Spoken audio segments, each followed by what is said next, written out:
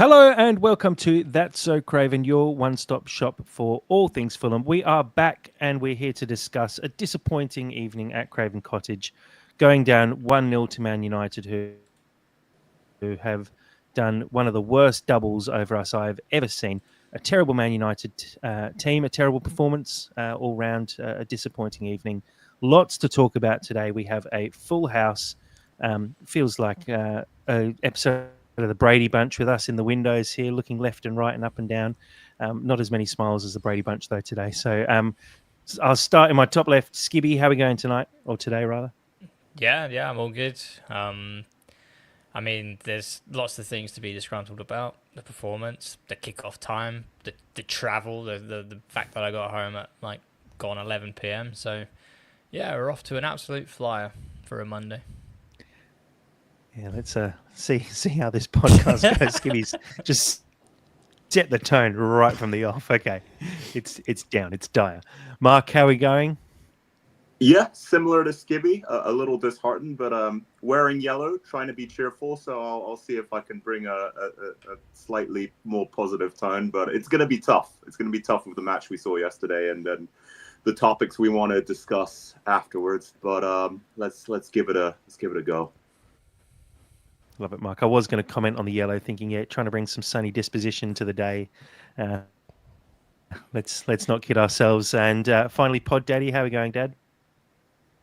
Yeah, yeah. I find myself in the very unusual role of trying to bring high energy. It's not really my shtick, but uh, I'll see what I can do to counter the otherwise grey weather. Good to be here. The doom and gloom. Ah. No, look, it's a tough one to talk through because I listened to the preview on our first episode of After Dark, and we were all really positive. I think everyone predicted a win. I think based on the performances Man United have put in so far this season, especially over the last few weeks, we all sort of saw this as a massive opportunity. But it just felt like, and it's the name that I've given the pod today, same old story. It's playing against a team who we should be beating, and just unable to break them down, and just for some reason not being on our game. And look, there's loads to discuss with this one. Before we jump into it, as always, let's have a quick click through our handful of slides. First of all, the Discord. If you're not already on the Discord, highly recommend jumping in there. Loads of conversation, especially in this last week of the transfer window. It's your one-stop shop, effectively. You're going to get all the information. We're very fortunate to have Fulham Fan News, aka Fulham Transfer, in the Discord, giving us literally live updates non-stop. You can ask questions. They get back to us with answers incredibly quickly, which is just, we're very, very fortunate and very lucky to have that. And also just, great chat on game day, especially post-game. There was a lot of talk going on in the Discord yesterday about, what went wrong. And we're here to talk it all through. Another one as well, just a reminder as well that we are on Blue Sky. So if you have moved across from Twitter, do check us out on Blue Sky. You can find us at cravenpod.com. If you're looking for the Discord as well, you'll find all of our links, including our YouTube and all of our other social channels on our Twitter and all of our social profiles. So take a look. Let's get into the game itself, guys. Kind of expected an unchanged 11. Marco doesn't like to change things up too much, but Mark, I'll throw to you here first. Do we feel like maybe for a game against the Man United side, who have been so poor, we should have made a couple of changes tactically? Yeah, I mean, Adama comes to mind, right? And I think we were kind of banding it around in the Discord and in the group chat as well about what we needed to do, and perhaps bullying that back line would have been really, really good. When we first went into that game, I was very, very confident that whichever team scored first would win, because I think it's two teams with, right now, quite fragile mentalities. And so we really need to hit them hard. And I think Adama and Muniz could have done that. However, we know how Marco is. Marco's stubborn. Marco doesn't like to change a winning side. And I mean, there are a couple of shouts for Andreas to start as well. I was with Skibby in the pub pre-match, right? And we were discussing, the merits and pros of Andreas and ESR. And things like that. And I've heard Andreas bandied around a bit because, maybe he has something to prove against his former club. But ultimately, we went with the same old 11. And, and I don't know if I'd call it a fair result. I don't really think United did much. I love XG. We look at XG, it was 0.6 something for us and 0.24 for United. So they had one shot on target, which was a deflection. We'll get into that. But yeah, same old, as the title says. Dad, would you have liked to see some changes or expect? I guess expecting changes is very different from wanting to see changes. Were you in a similar boat, wanting to see Adama? And I mean, personally, for me, I would have loved to have seen Muniz start as well in this game. Like Mark said, that's a defence that can be bullied, and I feel like Muniz would have been perfect for this situation. Yeah, look, I think I've had my expectations well and truly set. I think I know what I'm going to get. I'm just wondering whether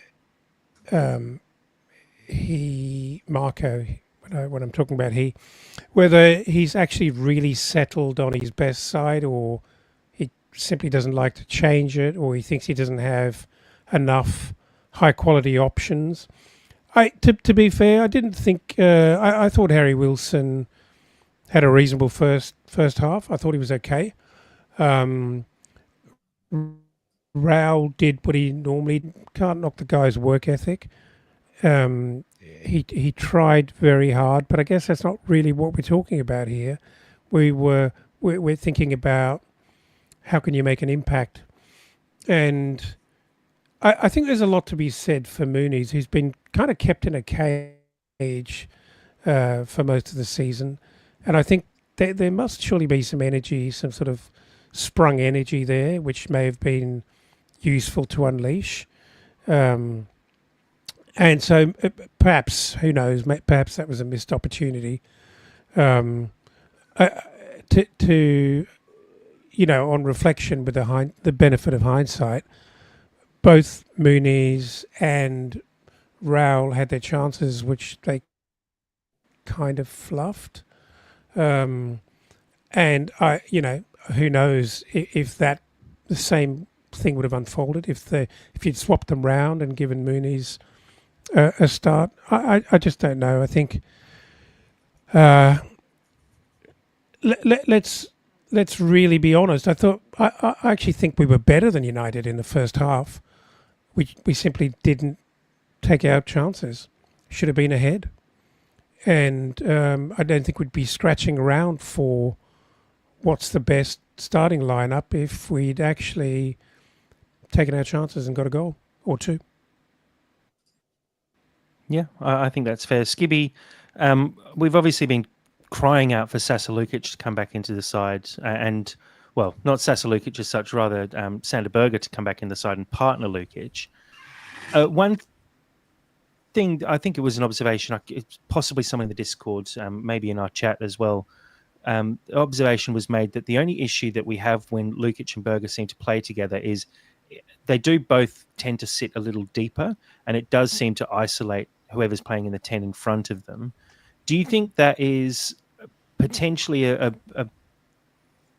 big issue going forward, seeing as Smith Rowe isn't really filling that role, and Pereira is maybe slightly out of favour at the moment and potentially off as well in the transfer window?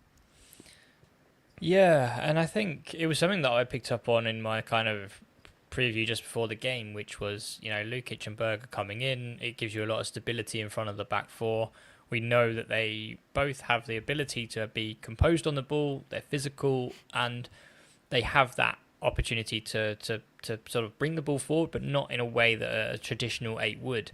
But for me, it was the right choice because we anticipated a midfield of Manchester United of Ugarte and Bruno Fernandes, and I think with potentially Mazraoui coming inside, when they're in possession to sort of fill in the midfield. But for me, it was, if those two contain Bruno, who, let's be honest, he is more attacking than defending, and they're able to pick the pocket of Ugarte, then that should leave a lot of space in between the midfield and the defence, and that would be asking either De Ligt or Maguire or Martinez to then fill that gap and step forward and try and squeeze the space, which, in my eyes, Smith Rowe should have had an absolute field day. I'd have to look at the analysis that Cottage Tactico normally does, which is where everyone was on the pitch and potentially what their average positions were. But in my head, with those two in the midfield, that should give free rein to whoever's ahead of them, and whether that be Pereira, whether that be Josh King in cup games, or whether that be Smith Rowe. They should be able to dictate the pace of the game there and really find a lot of time on the ball. But unfortunately, it just didn't seem to work. I don't think I really saw. First half, you saw a bit of it, again out wide, but it comes back down to, I think, a stat that I dropped into the Discord a few weeks ago, which was that we're currently 20th in the league for chances created centrally. So everything that we do goes out wide. And I reckon if you even break that down even further, I reckon 70% of it is all down the left. So we are very one-dimensional. And I think that's probably where we saw our fall down, which was we just trying to force everything down the left. And I don't know if that's a tactical reason that we just feel that, Robinson and Iwobi are just so effective working with Smith Rowe on that left-hand side that allows us to open up teams. Or if we are just severely lacking, and I know that this is something that me and Dave have talked about, which is, we are severely lacking in that midfield where Lukic and Berger are fantastic central midfielders, but they're not attacking enough for me. They're not they're not progressive. They're not those kind of midfielders that can unlock defences. And then when you're asking for your attacking midfielder potentially to do that centrally, Smith Rowe's out wide, helping out that triangle with Iwobi and Robinson. And I think that by not having that progressive centre mid, that's where we're sort of finding our downfall, and it was very, very clear to me to see that game. But don't get me wrong, I love Berger and Lukic. I think it's a great partnership, very physical, very composed, but it's just when they get a foot on the ball and they win it back, we just find we're out of ideas before they've even managed to move the ball on, unfortunately. And look, it was, I thought actually it was probably one of Smith Rowe's better performances yesterday. The first half especially, I thought he actually put in a really good shift, was getting into good areas. I think Marco mentioned it in his post-game presser as well, just saying, it was what we wanted from him, but he just completely faded out in the second half, which I think is where a lot of the frustration often lies with Smith Rowe, is he just disappears. And that's a massive issue. And Mark, look, there's obviously a handful of issues across the board, but give me your initial thoughts on what was a pretty dire first half. I think I saw it was the fourth lowest XG in a first half of football in the Premier League ever. Wow. Yeah. Yeah. Oh, just give me your general thoughts on the first half. Sorry. No problem. Sorry. Just drop you one. Yeah. It was dull, and I think it was disjointed as well. And another point that was raised that was really fascinating to watch. It's cool because we all take different things away from the game, right? And we're all looking at different players and comparing pros and cons and things like that. But I think Anderson was a talking point, right? Because we haven't seen those long diagonals in ages. And that's a big part of why we bought him. We bought him for his leadership. We bought him for his experience. We bought him a little bit because he knows how to shithouse, right? And I think he handled, other people have said this, so I'm just echoing their sentiments. But I believe it was Dave. He said he handled Højlund very well, right? And pretty much made sure he never got on the ball. But a very, very low pass accuracy rating, which was painful. And Smith Rowe, I think, yes, having looked back at the highlights and watched him, he's also performed reasonably well. But I feel like he always holds back at the last minute, right? So he lays it off to Iwobi, and Iwobi continues driving forward. I'd like to see Smith Rowe also drive forward on the other and create problems for the defenders, right? Instead, he seems to hold like a controlling position. So I wonder if that's been coached by Marco, and that someone needs to always stay around the edge of the box and recycle the ball and pass it off to the wings, when maybe we can be a bit more direct. And I think I'd like to see that a bit more. But ultimately, pretty dire. I don't think United attacked much at all, did they, in the first half? So I think we were the better team in the first half. But overall, pretty dull watch for both sides. Yeah, Dad, any highlights for you in the first half? Like Mark said, it was a very dull first half of the game. For once, the commentary that we were listening to, I think, got it right, and they actually articulated the fact that Smith Rowe was actually being left with a lot of space, like a ton of space, particularly in the first half. And we did find him a few times, and he actually looked, as we've all said and echoed here, he wasn't scintillating, but he was far from his worst game. That's a terrible statement, I know. That's a backhanded compliment, and not really giving him much. But it certainly wasn't his worst game, and there were little flashes of what can I say, high quality. We had a very long conversation. It's quite funny actually, because quite a few of us put in our soliloquies or PhDs today, summaries of the game, and a lot of that comes back to some frustrations. And I think the really big frustration is clearly our failure to find a winning structure, a winning formula in the middle. And I keep thinking about this, and I feel like we're missing a puppeteer, we're missing a conductor, an absolute maestro. These are not poor players, putting aside the defensive, quality of Berger and Lukic. I think everyone that's clearly our best pairing from a defensive point of view. I'm not sure I'd get any arguments with that, but it's for me. I know Lukic didn't have a bad game either, and he did try. I could really visibly see him trying to be a little bit more progressive, but it's just not in him. He just isn't that dangerous player running forward and carrying the ball into dangerous areas. For me, he's not anyway. And so we're missing a magician who can lift and elevate all these very, very good players and actually turn them into a great midfield. It feels like we're not that far off, and I don't know who that is. I'm even more concerned that whoever he is, he's not close to being signed. On the topic of Anderson, I don't know. I'm not going to jump on Anderson's case. He's a proven player as far as I'm concerned in the Premier League. We saw it when he was on loan with us. We saw it at Crystal Palace. He's had a very poor few weeks. Absolutely no doubt about that. But I'm taking class over form any day.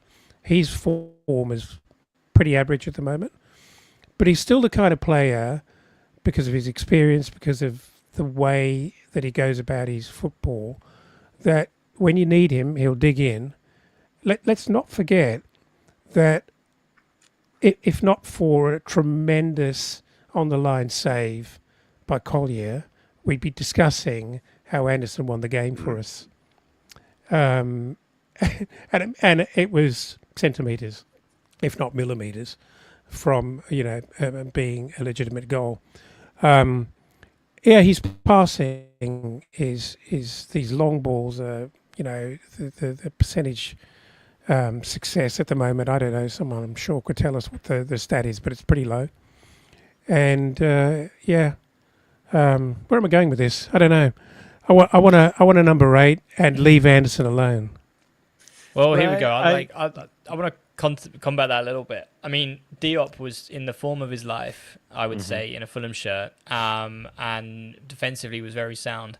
The only reason he got dropped is because he didn't have the capability of the passing, the crossfield balls which Anderson offers.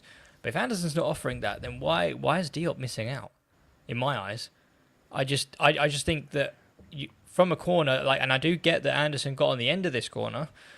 I can't remember him getting on the end of many, but for me, Diop is more of a threat from corners just because he's a bigger frame, he's a big lad, and if we can't get Anderson passing, then why wouldn't we revert back to Diop? I just feel like we're just not gaining anything by leaving Diop out. If anything, we're hurting ourselves even more because I think that Diop would be even more of a threat from set pieces.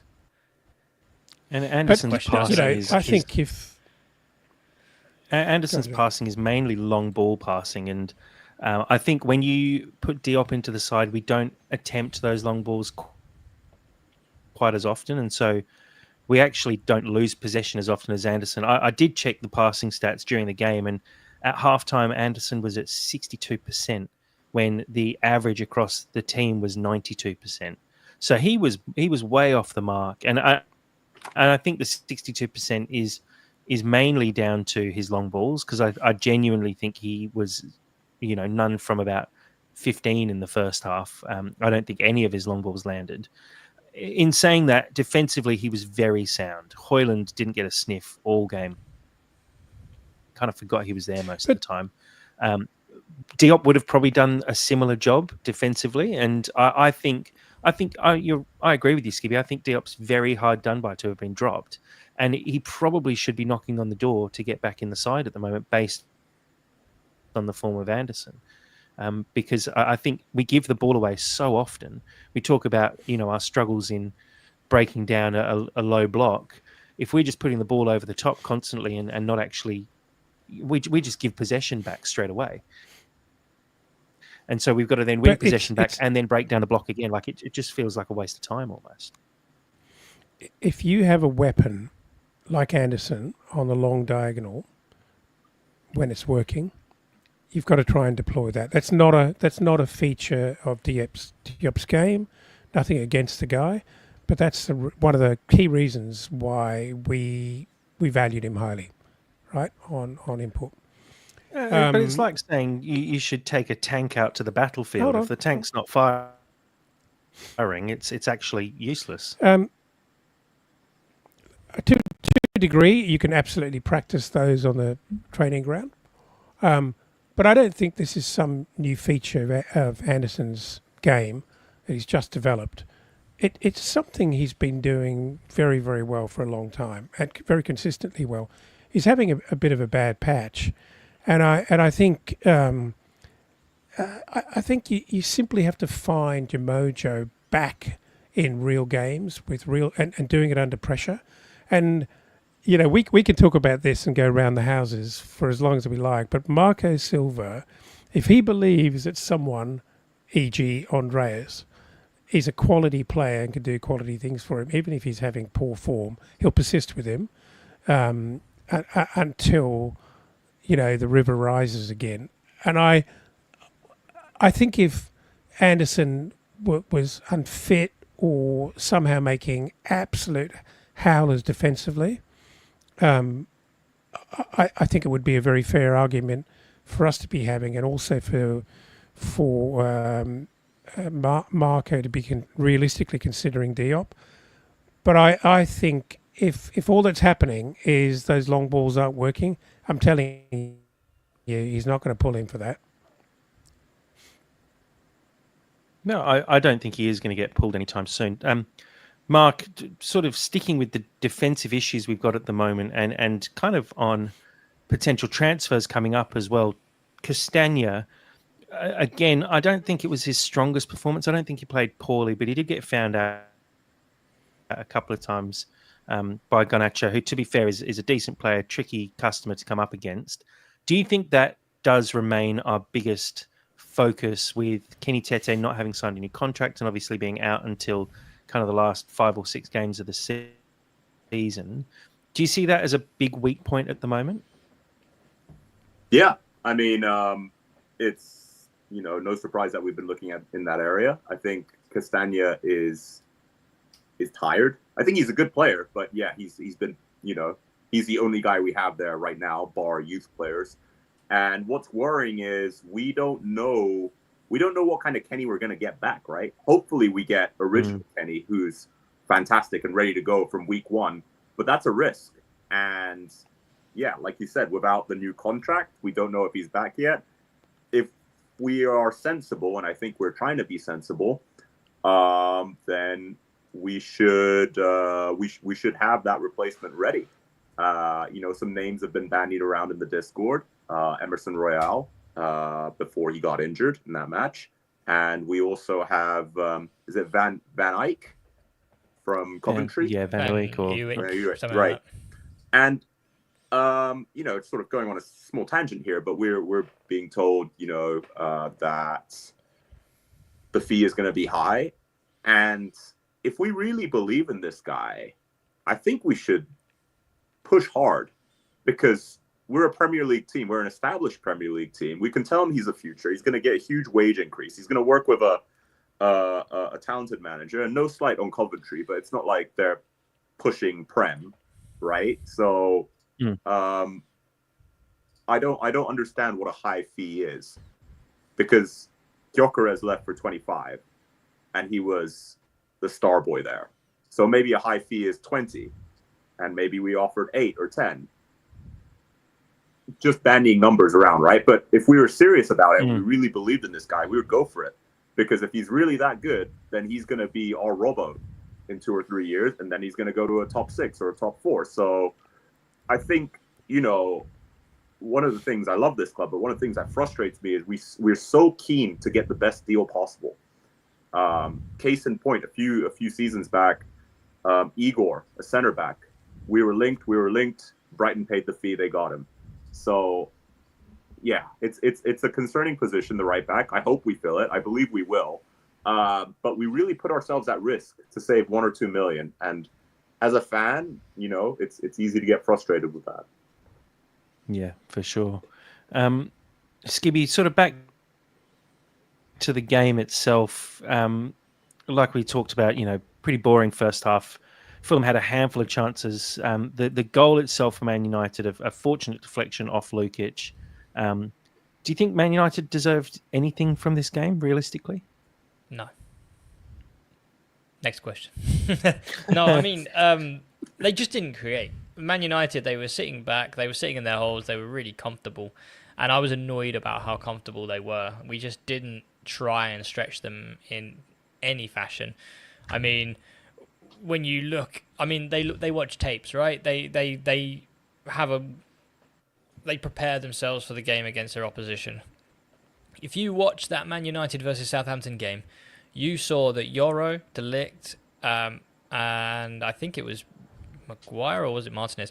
Either way, they had a real torrid time against fast wingers.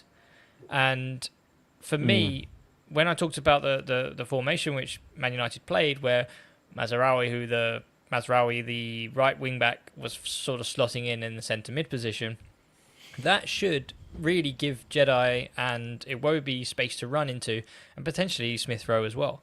And I think that's just what I haven't seen, or I didn't see yesterday, was from Jedi, where most games this year where he's got an assist or been one of an absolute best left backs in the world, I would say, is he was just getting to the byline, cutting it back. I didn't see that once. I just didn't see him really fancy himself against. I think on that right hand side was De Ligt, and I mean De Ligt is not a fast man. He's a centre back. He's built, but if you knock the ball past him, knock and run. If you take a kick, you take a kick. If it runs out of play, at least you tried it, and if he matches you, then you can sort of, you're testing out the waters. You're seeing what your opponent's like, and I just didn't see us stretch Man United, which unfortunately was our biggest downfall, even in those wing areas, which apparently are our kind of biggest strengths. But Man United, for me, every ball that came up to Højlund, Anderson had his number. Bassi would sweep up. I think there was some. They tried to do some really quick passing in behind. It was just really awful passing from Man United and awful creation. Oh, yeah. That you just saw Bassi just was like, oh, thanks, I'll take that. And I mean, there was a moment in the first half, I believe it was the 25th minute, and I made sure that I made a note of this, where I think Jedi gets the ball. He stops it dead for Anderson to run off with, and he runs away from it. And then Anderson just leaves the ball, and Bassi picks it up. I mean, to have that level of time and to against Man United was laughable. But we just didn't do anything with it. And it goes for both teams. And then a mate of mine who's a Man United fan who absolutely hates Man United, he basically said there was an interesting stat, was I think since the start of the second half, at the 67th minute, neither team had touched the ball in each other's area or the penalty area. So it was just both teams just didn't know what to do. It's almost like pandas trying to mate, right? Like they're there and neither of them know what to do, and therefore they're going extinct. But that's a completely different story. But that was exactly what it was like watching. Just two pandas trying to fuck, and it just wasn't happening. Yeah, it's an interesting point you make about Robinson as well. The bombing on down to the byline, which we've seen all season, which and works amazingly as well. The only time we did see it was the one time he got in behind and he put the ball slightly behind Jimenez. If he puts that out in front of him, it's almost a certain goal. You'd say Jimenez probably hits it first time and it's in. Unfortunately, it's a poor ball from Robinson, and we saw quite a few poor balls from Robinson. As you said in the chat, Skibby, it was the sort of crossing from Robinson we saw a couple of years ago. And look, disappointing, and finally in the game as well, just to sort of wrap up the game itself and just wrap up the disappointment. A couple of chances towards the end. Obviously, Anderson has the ball headed off the line. Muniz has a couple of efforts. The first one he hits into the ground and bobbles over. The second one he skies when he's fairly close, kind of similar to Adama's, maybe not quite as bad as Adama's from the West Ham game. But Mark, just a disappointing day all round. But do you think Silva got the subs right this time round? We saw Kearney come on. We saw Pereira, Muniz, Adama. Adama's was kind of forced on because of Harry Wilson. But do you think maybe we could have made some changes a little earlier and maybe could have made some different changes as well? I think the changes were right, but at the wrong time, which is a common theme with Marco.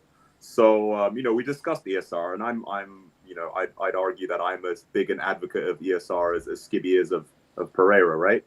But he needed to go early in the second half. He just looked tired. He was kind of the pressing was a bit half-assed, and he needed to go. We get Pereira on, fresh, hungry, ready to go. Give him a good 30, 35 minutes to make a difference. I think he was subbed off really late, right? Wasn't it 75th minute or 80th minute or something like that? Yeah, I think it was 82nd. Wow, yeah. Was so in the that's 80s. not really a huge amount of time to get someone up to speed. Muniz, I want to like him, and he's likable. He's young. There's potential.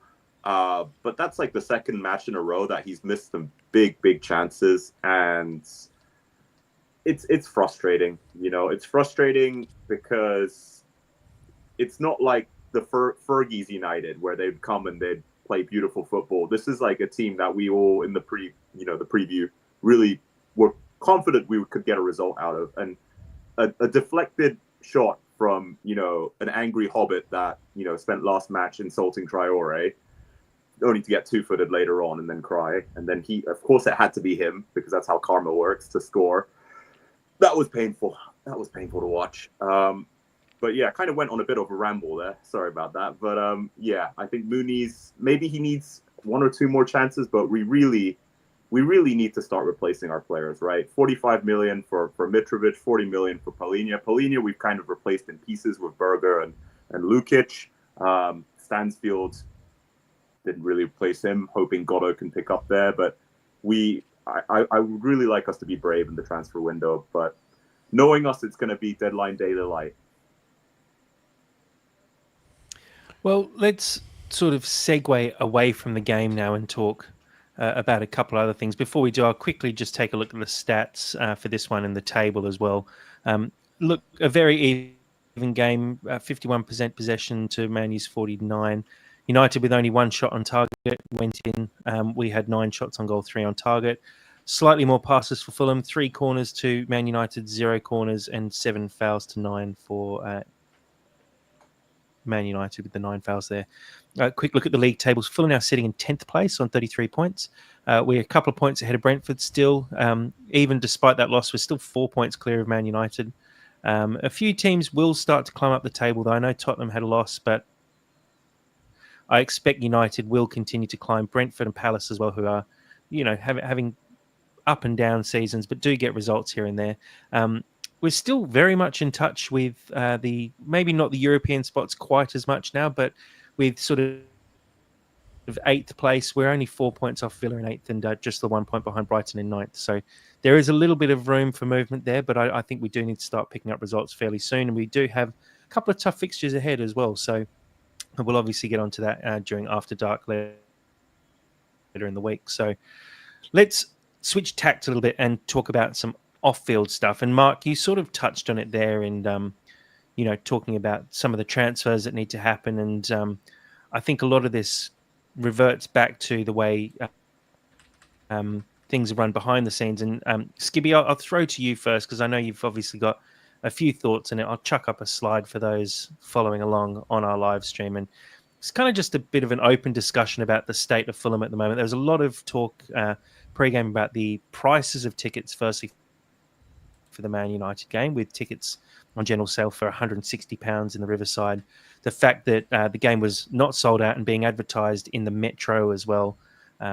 There's a lot going on in the background, and a lot of pictures that I saw popping up on Twitter of Man United fans in the Johnny Haynes, in the Riverside, just sort of everywhere. And before we started the podcast, Claire Green made a comment in the Discord, basically asking, the Putney End's a neutral end, but it feels like Craven Cottage is almost becoming a bit of a neutral ground now in general.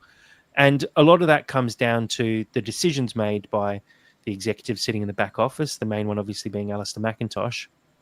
Do you want to just, may as well just let you have a soapbox here and have a bit of a rant and sort of go for gold on what is, turning into a bit of a problem, not just at Fulham, but at other clubs around the Premier League as well. Yeah, I think it's not new. It's not something that's just surfaced in the last couple of weeks or something. It's something which has always been.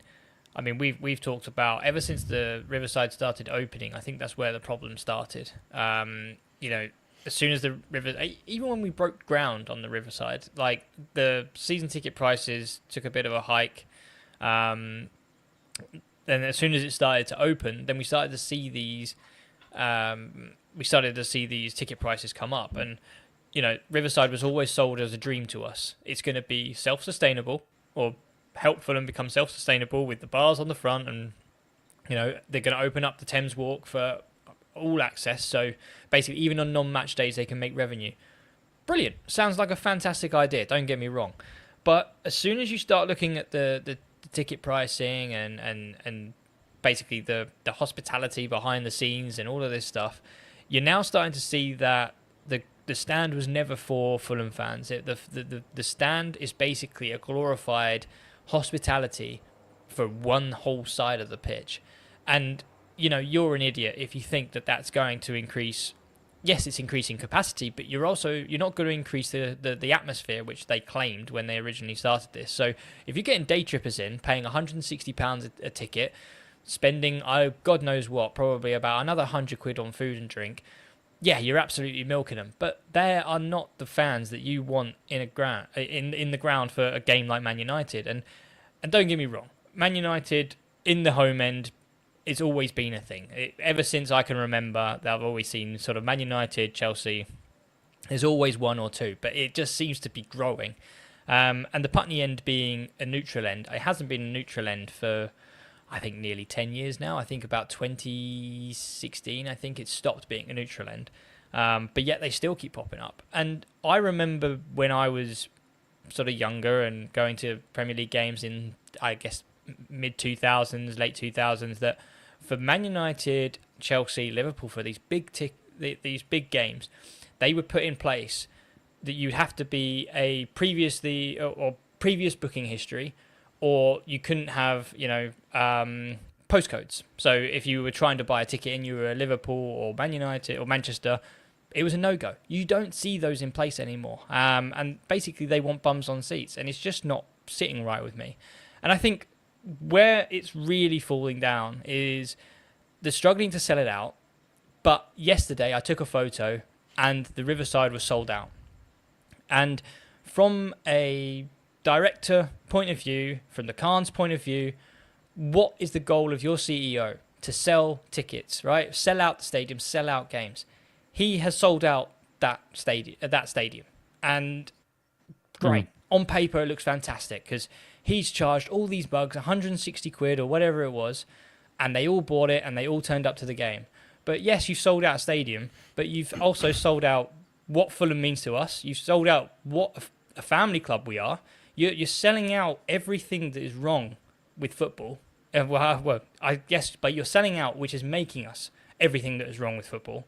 And it's just so blind. It's just unbelievable. And then it comes down to the supporters' trust. They're trying to have conversations, and he is taking the piss. And I'm sorry for the supporters' trust, who I know that Dave's a member, and I know there are people who are advocates for the supporters' trust, but he is fully taking the piss out of you because he does not care about you. He doesn't even listen. He sits there, listens to what you say, gives you some absolute garbage back. He always says, oh yeah, we've reviewed the ticket pricing and we think it's fine. It's not fine, because from a financial perspective, it is fine. From a business perspective, it is fine because you're making that money. But from a fan perspective and for a football club perspective, it is farther from fine that it could possibly be, because you are just ruining the club from the inside, really. And this is the problem. The Hammersmith end last night, and it's not the first time this season that, yeah, you got the lads at the back starting all the songs. But when I've been in the Hammersmith end, it always comes down to sort of all the way down to the front. Everyone wants to get involved in the Hammersmith end because that's why you sit there. But it gets to around row Y where kind of the season tickets stop and it's silent. And there's just all these people who have no idea what's going on. But from a business perspective, double-edged sword, I get it.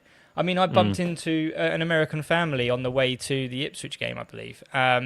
And they were asking me how I get to the ground. They all had their Fulham gear on, so I'm not saying that they're not true fans. But, you know, they were sitting in the Riverside stand, 4 of them. They were asking me questions about the stadium store. They all wanted to get Robinson shirts. And I get it, right? They've paid 100 quid each probably, so that's 400 quid in the back pocket. Then once you get the shirts involved, that's another 100 quid. So he's already spent about 800 quid for this day. And then, you know, drinks, the kids will want a burger. That's another probably 100 quid. So he's nearly spent £1,000 just on a day out with his family at Fulham, and he thinks it's fine. And I was like, once I started calculating all in my head, I was just like, this man is, from a business perspective, again, I'm going to say it, fantastic. But from a club and a football club, which for us is furthest from a business, is absolutely disgraceful. And, you know, I'm going to take a breath now because I think I've said a fair amount, but I do want to go on to the fan advisory board eventually. But go ahead, someone else stop me. Well, I don't think you created this slide, Skibby, but I think the problem might be in the slide. We've got Alistair Mack. Smug little face as well. And we all know, I love it. Skibby, come over the top. One of those big lean over Anderson headers. You know, he's got that smug little face, as you say, but he's the henchman, man. He's, you know, what we should be having on that slide is Shahid and Tony. He's carrying out their dirty business. He's the guy. Do you actually believe that anything controversial doesn't go over Tony's desk to get signed off? He's a yes man. He does his job. He takes his decent salary. You know, come on. I'll counter that slightly in the fact that his job as CEO is to turn a profit, I guess, as it's a business, and sure, he has to work out how to turn that profit. He's the one making the decision, and because the Khans, you know, they obviously know business, they know sport in a way because they've done it with the Jaguars and they do it with AEW as well. But he makes the final decision on this is the way we're going to raise revenue and make more profit. And he's gone on the way that we're going to be able to do that is sell super premium tickets in a massive new stand, and that way we're going to actually bring in even more money. So he's the one who's putting those ideas forward to the Khans. They just sign off on it because they're going, this looks great, you're going to make us shitloads of money. But he's the one who's not thinking about the fans in this instance. And I think maybe it is on the Khans to step up and say the fans are unhappy. let's look at how we can still make money, but keep the fans happy as well. But really, it does come down to Ali Mack making the decisions on how we're going to make money. I've got no doubt that, I mean, one thing you have to believe is that Ali Mack comes and sits at his desk 5 days a week, or maybe even 7 days a week, and Tony Khan definitely doesn't.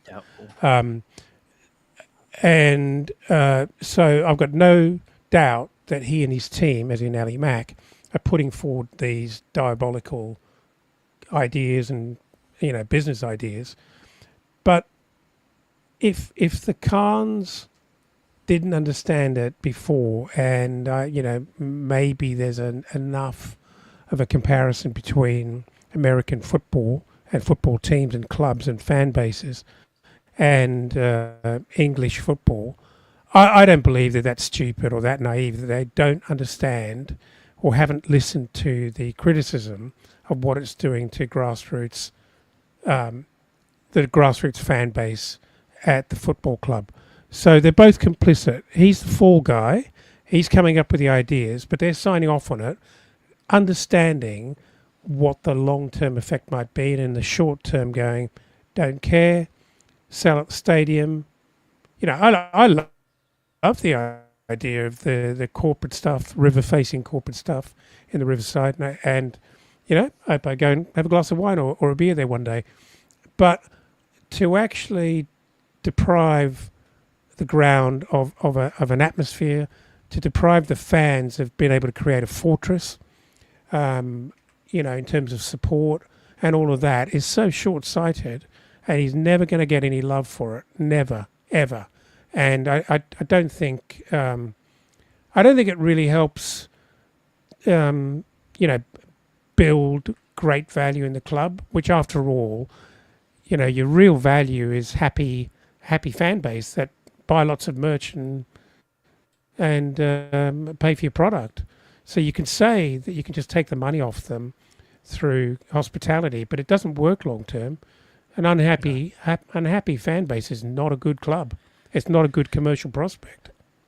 And if I may just come in there, so yes, I understand that the CEO has been given targets. You've got to raise our revenue streams by X. You've got to X, Y, Z, right? He's taken the easy option in my eyes. Or if price is up, revenue up, give me my bonus. Whereas I think in the long run, if you start to think about, okay, if we make it affordable, build an actual atmosphere that makes it difficult for teams to play at Craven Cottage and gets the fans behind our team, which increases our performances, which brings us up the table and actually gets us more prize money, that's an avenue. It's a risky one, but it's an avenue. And I think that is just something you've got to, and that's the identity side of football. Yeah. NFL, 100%. you are I think it's $2 billion or something to buy a team, right? You all get the same sort of sponsorships, you get the same TV deals, everything is packaged for you. Once you're in the league, you're in the league, right? Then it starts to dry up, and then that's when you start to think, okay, well, if we raise the price of this and make it all the day trippers, and then that gives you a bit more revenue than other teams. But in the Premier League and in the EFL, it's not that simple. You've got relegations, you've got the prize money of finishing X, Y, Z, you've got all different kind of sponsorships, you've got so much free reign that you can do, that I just feel like they've just taken the easy option. And I think that's what just sickens me. And then what really riled me up, and I will get onto the fan advisory board eventually, but it was the picture yesterday with him with the FIFA president, whose name I had to write down. Gianni Infantino. Infantino. So you've got a man sitting there, laughing, smug, and he is the man that, robbed, and I'm still going to say it because I still believe it's the case, but he robbed the UK of a World Cup, moved it to Qatar. He moved it to somewhere that nobody wanted to go, and I'm sorry if I'm going to offend people from Qatar, but no one wanted a World Cup in November. Nobody wanted to go play in Qatar, but yet he got a nice little cash grab and they moved it to Qatar. And don't get me wrong, the quality of the World Cup, it was actually quite enjoyable to watch. but it's the fact of the manner in which it got moved, and it was all done for financial reasons, and he didn't give a shit about the fans.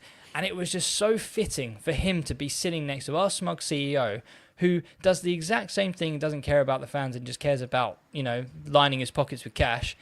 That, they were sitting there thinking about, oh, I'm a bigger dick than you are to screw over fans. Oh, right, then going to have a pissing contest of who could piss off the fans better. I mean, they've got to be equal running at the moment for Fulham fans and basically World Cup international fans. But it was just a very fitting how they were together. I couldn't agree with you more. I couldn't be angrier. I still blame the Khans. Ultimately, it stops at their feet. It's very short-sighted, and they're not stupid. Shahid Khan's not stupid. Tony's an idiot, but Shahid's not stupid. You don't amass those sort of billions by being naive. So that can only make them greedy, which actually boils my blood, because it means that they don't care, and the pack of them don't care. They just don't. Yeah, Elton, I agree with Mark, you. Just to hop in really quickly, I think they don't care because, one, they're running multiple businesses and they're already billionaires, right? And so they have just given Ali Mack a target, whatever, 5%, 6% raise revenues. And then Ali Mack's been pretty lazy and just raised seat prices and made them like tourist tickets as well. And I would really hope that we would explore other avenues, right? So, I have quite a few Arsenal mates who look fondly at Fulham because of Iwobi and Leno and Smith Rowe and Nelson, things like that. And Skibby touched on the NFL earlier. And I think there's a team called the Green Bay Packers. Any Americans who are watching, you're probably way more familiar than me. And I don't think they're based in the biggest city, but they seem to be very well liked. This sort of like just a likable team, and maybe people buy their merch and they watch them because of that. I see no reason why Fulham can't be that team, right? Why we can't be the likable team. Someone else put in the Discord, we can have the coolest uniforms or something like that. Something to differentiate us, and then grow the fan base that way and monetize it that way, instead of just going after, people who want to be in the stadium and local grassroots support. For example, we're looking at Son at Tottenham, or Salah, right, in Liverpool. They probably, Egypt and South Korea, respectively, probably didn't know too much about Tottenham and Liverpool before those players. So if we, as a club, could also get on board a sort of a celebrity player, that grows our fan base exponentially, and that's another way to solve the same problem. But ultimately, when you have billionaires in charge, who Fulham is probably pretty low on their list of priorities given the other businesses and interests they have, I think they're really just going to look at the top level figure and leave it at that. I'll say it again, like I always do. I'm ready. I'm ready for them to go. I'm grateful for the hundreds of millions they've spent, but their heart's not in it, and I don't think that serves the club or the fan base. It doesn't leverage what we could be, and it's frustrating. And they're not ambitious enough, and they don't have their heart is not in the right places to actually support people's dreams. I'm always a little wary of making a sweeping comment like that. I think it's not as simple as that. I think they could definitely pay more attention to Fulham, but as Mark and Skibby have said, they have multiple other businesses that they're putting a lot of attention into, and Fulham's not a cash cow like obviously Shahid's actual business, and AEW is making money hand over foot for the Khans at the moment. Fulham's not making money, so you need to at least be sustainable. But they're getting to a point where they're going to get a decent return on their investment at least, and potentially get to a point where Fulham do make money. I think the crux of it comes down to Fulham needs a new CEO. I think the current CEO is misaligned with the values of the club, and is there purely to turn this club into a cash cow for the Khans. And the Khans probably do like that in a way, and they obviously live the other side of the Atlantic Ocean and don't have that same attachment, although they have said a few times that they do have an attachment to Fulham. I don't think it's quite the same. I think you need someone like a Jimmy Hill style character to come in who really cares about the project and cares about the club and the fans and doing things right. And we link it back to the chats we've had previously about Fulham Women's and the investment that needs to go into there, and continuing to invest in the academy and holding on to those players as future assets. And I just feel like where Ali Mack is at the moment is in just a completely different space, where he's looking at tickets and seats as the only way to make money. And actually, we need to be thinking about Fulham as a football club, not a business, and put focus back onto the fans and back onto the supporters and the future of the club as well, because he's making money now, but the future of the club is the future fans of the club. And if you're pricing people out now, I've seen a lot of comments on Twitter, and I'm sure everyone's seen these as well, of people saying, I'd love to be able to take my kids to every Fulham game, but I'm priced out of the games. And then when you look at issues with loyalty points as well, not being able to get to games and take kids to games that are formative experiences in their life that gets them as Fulham supporters for the rest of their life, that sort of gets taken away. And that comes down to the decisions that Alistair McIntosh is making. So, yes, I know the Khans are the ones who can basically fire him and hire a new CEO, but they'd be happy with the output so far, which is the bottom line and the money that he is making for the club and getting us to a sustainability sort of point. I just think they need to hear what the fans are saying and hear how the fans feel about Ali Mack. It's kind of nothing personal in a way. He's doing business here. The Khans and Alistair McIntosh are doing business. We just want someone who does business in a different way. And I think that's a fair thing to ask for as fans of a football club. I don't know if anyone disagrees or... No. And I think we should definitely look into the Bundesliga model, because you've got Bayern, I believe, no one can own more than 49%, I believe. So that it's fan owned. They pay, I think, 150 euros for a season ticket or something ridiculous. And yet they're still one of the biggest revenue monsters in the modern game. I mean, you don't need to be dicks to be self-sustainable. I mean, okay, Bayern is a bit of a monopoly given the size of their stature in world football, but it can be done. And I think there's got to be points where, and don't get me wrong, I think if you were to tell me that the Riverside stand, and I think I talked to you about this yesterday, Mark, was if you put the Riverside stand, if you said, okay, just the halfway line block is going to be premium platinum, which I think they've done anyway, and I think there's 97 seats there that they've sold at 10 grand a pop, 10 grand a season, and they sold it out. But that's nearly $1 million already generated, and I'm absolutely fine for that extra mil just to come in, help us out. But make every other seat in that stand available to fans, and then suddenly you've got a bit more atmosphere as well as your hospitality piece. But it just seems to me that it's just like you say, it's out of touch. It's just the way that I think Ali Mack has conducted business is almost like I think we got him from Man City. So I mean, they're not exactly the most lively or lively lot, and they lost their soul when the oil money came in a little bit. So it just seemed quite fitting in the way that he was running the ship there, came over here, and he's done probably very similar. But I think there are definitely avenues which they can do. And I mean, can I move on to the fan advisory? Yeah, now? please do. What a load of rubbish! And I'm sorry if you're in the fan advisory board and you're watching this, because I don't blame you in the slightest. But I believe that the platform itself is an empty vessel where you've been sold an absolute lemon, where you're going to be the people who can talk between us, the club and the fans, the voice of reason. But basically, you are just a platform for that we have to have in place. I believe the Premier League has insisted this across the board, across the league. And I read your minutes. I read the minutes in June. You kind of all met each other and decided on the plan. Okay. I read the minutes in September. They're still talking about a bloody plan. Has anyone thought about talking? I didn't see any minutes which were saying that you talked about the disgruntled fans and the ticket prices, which has been going on for at least a year. So even before the fan advisory board came about, I knew that the supporters trust has already taken it to the directors. So why haven't they picked that up?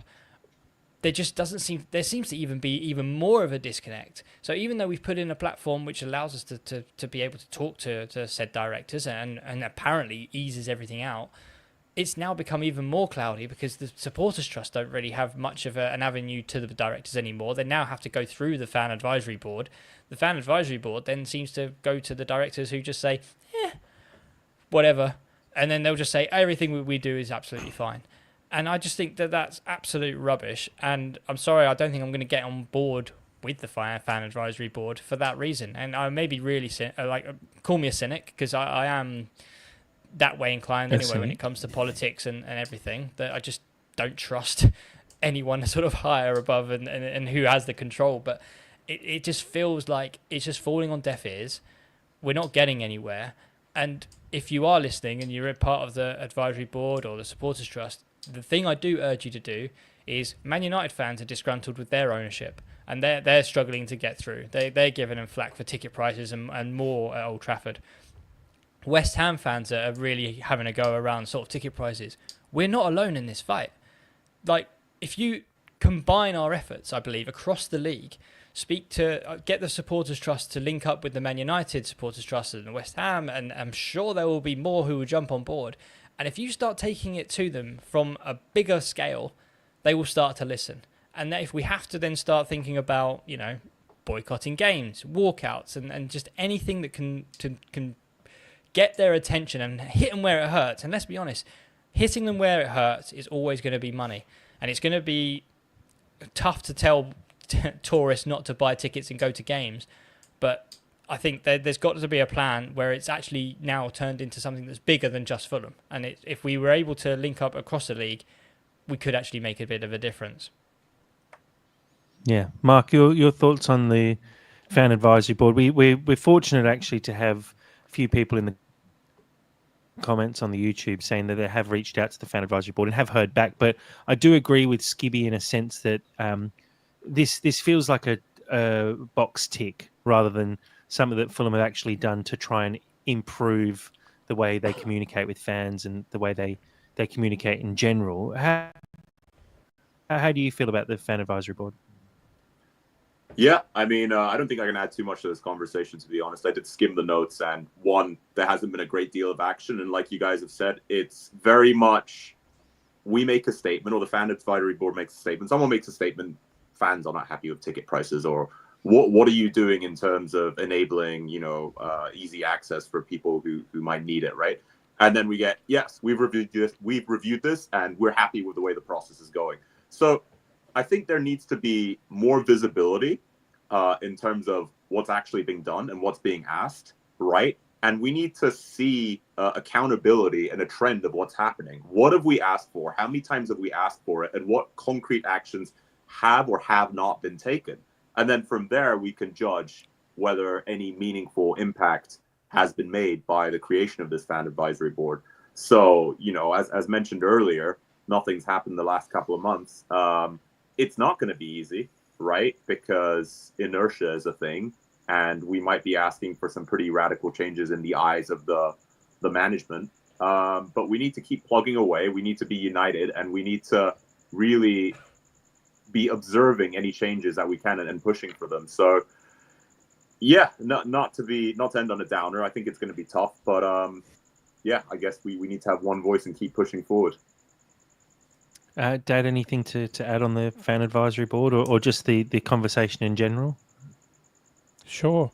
This is entirely connected with the first part of this conversation. It's exactly the same theme.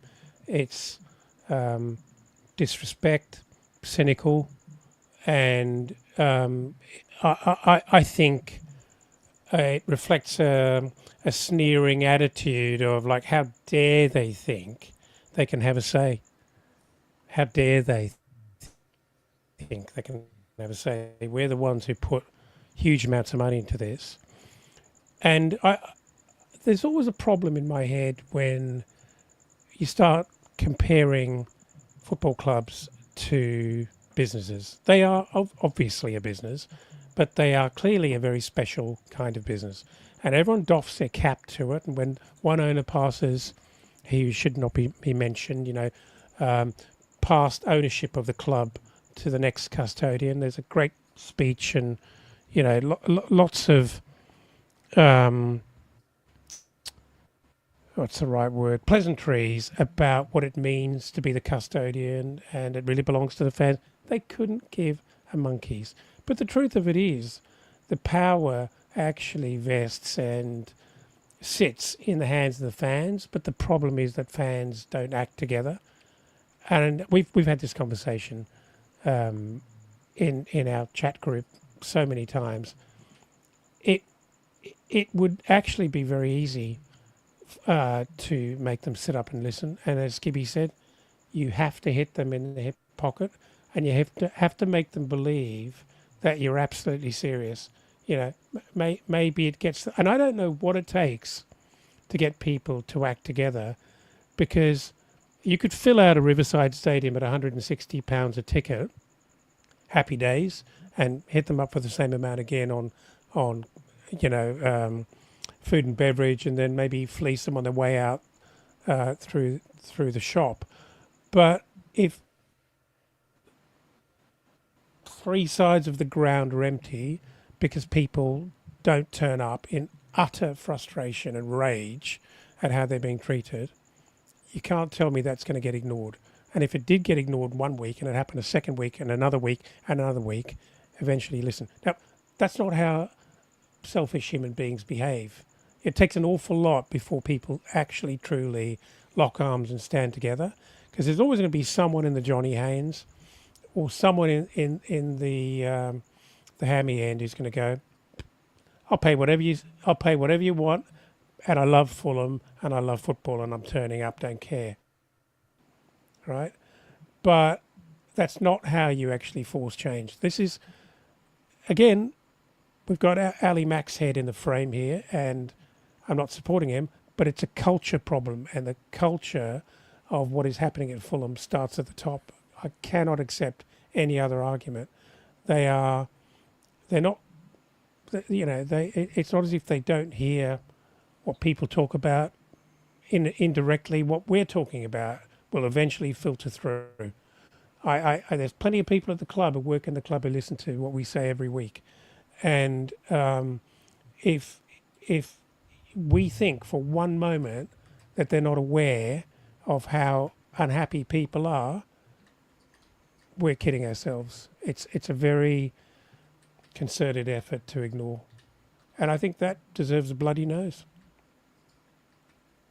Yeah, look, I think there's obviously some blame to attribute there, and it's a never-ending round and round, because we don't know the ins and outs of the relationship and how it all goes behind the scenes. It is hard to answer that question, but there's issues, and like Skibby said at the start of this, they're not new issues. It's been going on for a long time now, and it needs to be addressed. And unfortunately, it should be addressed by the Fan Advisory Board. It's not. And you can't help but feel a little bit powerless in this situation, where you just feel like it's going to keep getting further and further out of reach, and it's just going to keep getting worse before it gets better. And it's not a nice position to be put in as a fan of your club, to feel like it's being sort of ripped away from you, what it sort of stands for and what it means. So I think, the first step is doing what we're doing here and talking about it and getting it out there, and hopefully it continues to drive the conversation forward. And like you said, these conversations do get heard by the club. They might not feel like it, but the club would feel the swell from the social media and from all the other podcasts talking about it as well. So I think we just need to keep pushing hard to make things happen. Skibby?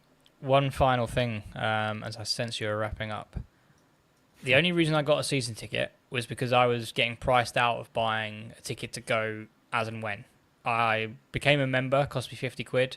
I wanted to go to, I think the first game that I could have gone to that season, 3 seasons ago, was Bournemouth, and they wanted around £65 for a ticket. I said no. So I ended up buying a season ticket because, as Claire quite rightly puts in the chat, it roughly equates to around £35, £38 a ticket. But since then, there have been drastic price increases, and At the moment, I fear it's going to be a matter of when and not if that I can't renew my season ticket because it's just getting too much. And that is the reality of where it's coming to. There are people that have been going to Fulham for years and years and years, but at the moment, I think it was a 30% price increase. As it goes, it is going to be a matter of when, not if, that certain people can't renew their season ticket due to financial reasons and can't go to Fulham games, and the club are going to be really happy about that because that seat then goes out to a tourist, and that's what sickens me, and it really does piss me off. Yeah, Just totally to- agreeing. Yeah, Just go to on, jump Mark. on what Skibby was saying, I do think there was a report a while back, and feel free to correct me if I'm wrong, but they are looking to reduce the number of season ticket seats year on year, right? Mm. And I think that's Yep. quite worrying because you're getting rid of the loyal fans that way. But from a business perspective, it makes sense. So they won't kick you out because that would generate outrage and a lot of emotion and action, right? But they can just remove that seat if it doesn't get renewed, right? Like that seat never existed. And I think that's how they're long term trying to grow revenue as well. And that's very disappointing to hear. Mm. Yeah, well, you effectively get, and I think that's kind of the way to do it. You do it slowly, and it's a small group of people priced out every season, and so it sort of can be swept under the rug a little bit in a way. And it is disappointing, like you say, that those seats will, effectively be like they never existed in the first place, which is just it's a shocking way to treat fans and to treat the club as well. And I saw the Fulham Supporters Trust obviously put out an open letter in the last couple of days as well to the club, asking for the club to freeze ticket prices. And Skibby, you're saying it's not if, it's when, and I think that's already come for quite a lot of people based on the conversations we saw at the start of this season, the start of last season as well. People saying, I just can't afford this season ticket anymore. They've been priced out already, and it's just going to keep getting worse and worse. Guys, it's been a big one to talk about, a disappointing game, and obviously some disappointing stuff going on behind the scenes. But I think it's an important one that we've got through today. So thank you very much, guys, for joining in. Skibby, thank you for your time today, mate. Yeah, thank you. I feel a bit better, if I'm honest. I got a lot off my chest, so it was a good therapy session. Same time next week. Good. Mark, thank you very much for joining today, mate. Thanks, Jack. Always a pleasure to be here. And onwards and upwards. Yeah, let's try and catch up after a win next time, hey? And Dad, thanks for joining. Yeah, always a pleasure. Good to chat with you guys. And seriously, never ever think that your voice here doesn't count, really, guys. Because, and I know it would be easy for people to say, look, you guys are 10,000 million miles away. You don't count. I think we care, and therefore we do count. You guys go every second week and sometimes more. And your voices and everyone following, along on the live stream and everyone in the Discord, all of your voices matter. They really, really do. And you should be, should be confident about expressing your viewpoints, because if you don't, you deserve it. Brutal, but fairly true. Guys, thank you again. Thanks to everyone who's been in the live chat, in the live stream on our YouTube stream. We really appreciate all the support in there and just the conversations we've had. We've been reading through all the comments as we go and sharing those live on the stream as well. So really appreciate everyone who was able to join us live today. Thank you to everyone who continues to support That's So Craven. We really do appreciate all the support we get on social media, in the Discord, and continue to subscribe, like the podcast, share it with your friends as well. We really appreciate anything that you can do to help That's So Craven grow. So thanks again, everyone, and as always, come on, you Whites.